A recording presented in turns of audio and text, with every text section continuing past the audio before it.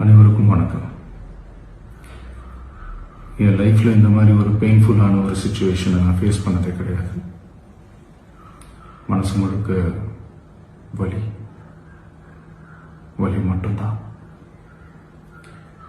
இந்த சுற்றுப்பயணத்தில் என்னென்ன மக்கள் பார்க்க வராங்க, அதுக்கு ஒரே ஒரு காரணம் தான், அவங்க என் மேலே வச்சிருக்கிற அன்பும் பாசம்.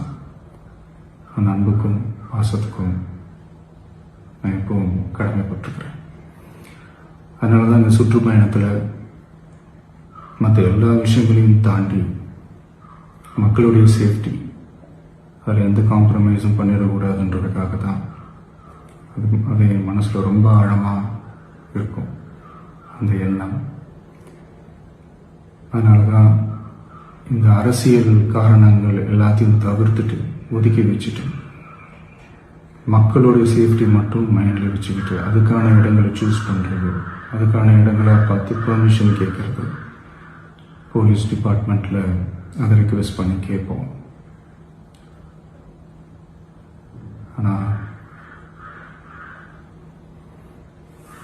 நடக்கக்கூடாதது நடந்துருச்சு. நான் மனுஷன் தானே.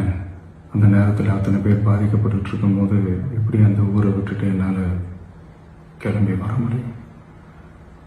நான் திரும்ப அங்கே போகணும்னு இருந்துச்சுன்னா அதை ஒரு காரணம் காட்டி அங்கே வேறு சில பதட்டமான சுச்சுவேஷன்ஸ், வேறு சில அசம்பாவிதங்கள், அந்த மாதிரி எதுவும் நடந்துடக்கூடாதுன்றதுக்காக தான் நான் அவாய்ட் பண்ணேன். இந்த நேரத்தில் சொந்தங்களை இழந்து தவிக்கிற இத்தனை குடும்பங்களுக்கும் என்னுடைய ஆழ்ந்த இரங்கலை தெரிவிச்சுக்கிறேன். எனக்கு தெரியும், என்ன சொன்னாலும் இது ஈடையாகாதுன்னு எனக்கு தெரியும். ஹாஸ்பிட்டலில் ட்ரீட் பண்ணிகிட்ருக்கிற எல்லாருமே சீக்கிரமாக க்யூர் ஆகி வரணுன்றதை இந்த நேரத்தில் நான் வேண்டிக்கிறேன். கூடிய சீக்கிரமே உங்கள் எல்லாரையும் நான் சந்திக்கிறேன்.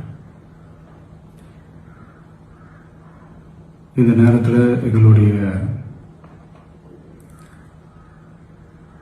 வலிகளை, எங்களுடைய நிலைமையை புரிஞ்சுக்கிட்டு எங்களுக்காக பேசின அரசியல் கட்சிகளை சார்ந்த நண்பர்கள், தலைவர்கள் அனைவருக்கும் என்னுடைய நன்றியை தெரிவிச்சுக்கிறேன்.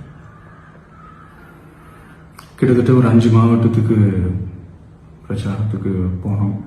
இந்த மாதிரி எதுவுமே நடக்கல. ஆனால் கரூரில் மட்டும் ஏன் எப்படி நடக்குது?